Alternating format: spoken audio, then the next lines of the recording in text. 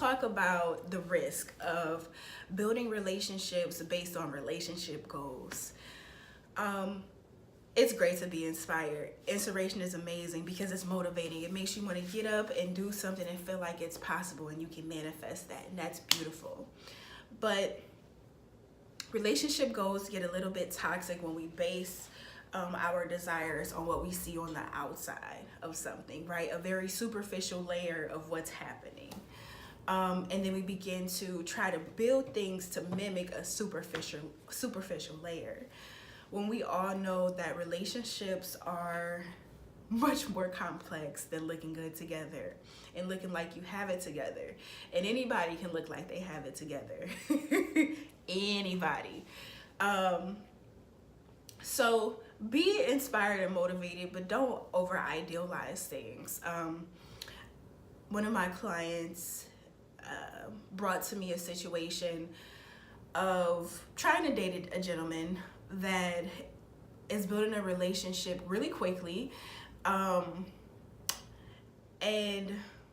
his expectations of a marriage, it's nothing that he's witnessed, it's nothing that he's been privy to. It's all idealistic. It's all the shoulds and what it should be and what it should look like a textbook relationship. And it gets a little scary because he's pressuring women to have something that really isn't possible. When you have these unrealistic expectations of a relationship, it makes it hard to get to know people. It makes it hard to trust people. It makes it hard to let your guard down because what you're seeing and what's showing up is not what should be showing up. Maybe I should talk about celebrities. I'm trying to figure out how can I talk about a topic without it all being about me, without it all being about a client, and still get the point across, because things get in a lot more detail when it's a specific situation, you know. So if you watch I think it's Marriage Boot Camp, Love and Hip Hop, Lil Fizz is on there with a young lady he's been dating. I think her name is Jasmine, if I'm not mistaken. I apologize if I mess up her name. And he kind of has this idealistic view of what a relationship should be. And because of that, he's not able to work through and problem solve when a relationship doesn't show up in that way. He gets frustrated and uncomfortable and throws a towel in. So this leads to him only getting to a certain point within his relationships and giving up. And also, he never has to take responsibility because it's the woman's fault because she didn't show up in this special way, right? You see how that discourages growth, that discourages problem solving, and that discourages self-responsibility, because if that person isn't perfect or what you expect them to be, you don't have any work to do.